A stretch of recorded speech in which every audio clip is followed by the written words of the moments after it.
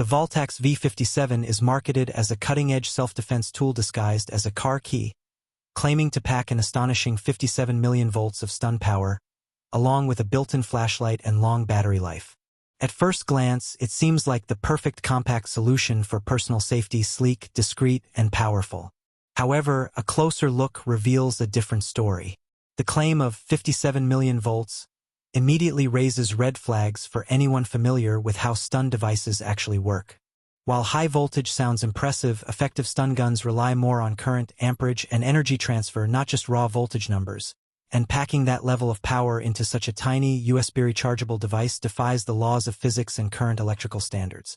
There's also no available third-party testing, certification, or credible technical documentation to verify any of the performance claims.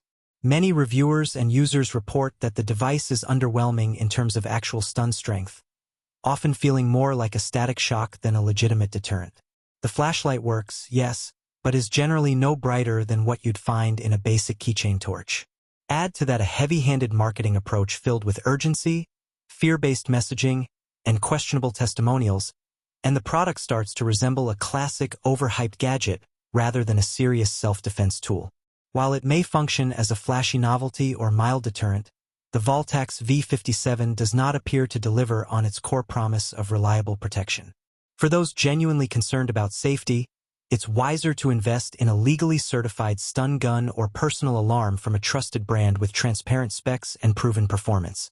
In short, the Voltax V57 feels more like clever marketing than meaningful security, more hype than real stun power.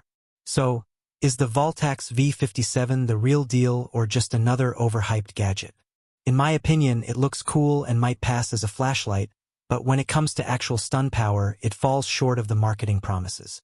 If you're serious about personal safety, this probably isn't the tool you want to rely on. Thanks for watching.